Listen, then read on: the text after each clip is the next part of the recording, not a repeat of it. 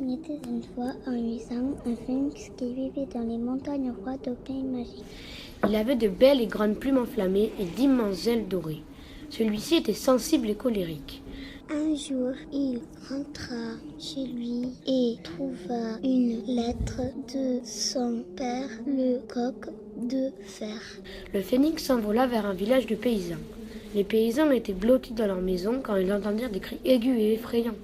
Les paysans affolés sortirent de leur maison et ils virent le phénix se percher sur la plus haute maison du village. À ce moment-là, ils eurent très peur car le phénix se mit à cracher des flammes sur toutes les maisons du village pour apaiser sa colère. C'est alors qu'un paysan qui s'appelait Pierre-Louis joua de la harpe pour essayer de le calmer. La musique de la harpe endormit le phénix car elle était très belle. « Si nous allions le noyer, dit un paysan. « Non, le brûler, dit un autre. Finalement, le chef du village choisit de le brûler. Alors ils préparèrent un feu, puis ils le jetèrent dedans. Mais surprise, il ne s'enflammait pas. En effet, le cœur du phénix était de flamme. Alors les paysans allèrent à la rivière pour essayer de le noyer, car Pierre-Louis était fatigué et sa musique devenait de moins en moins belle. Heureusement, la rivière n'était pas très loin.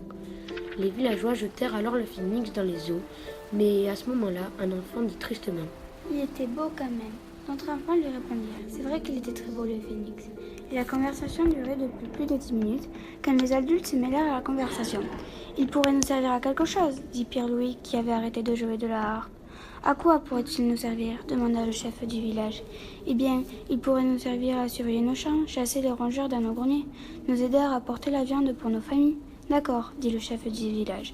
Alors Pierre-Louis sauta dans la rivière pour sauver le phénix. Mais il y avait du courant.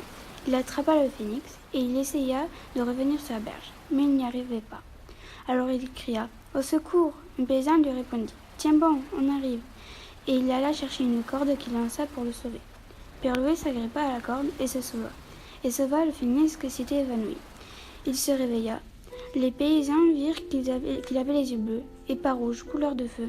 Le corps du phénix n'était plus de feu, mais d'eau. Cela avait changé son caractère. Il était devenu doux et affectueux, mais le mieux c'était son chant. Il était mélodieux et très beau. Les paysans furent ravis et ils dirent « C'est un miracle !» Le phénix devint alors le grand ami de Pierre-Louis. Le phénix qui aime la musique se calme et arrête d'enflammer les maisons. Il descend de son perchoir et s'en va. Quelques jours après, les paysans se demandent où il est parti.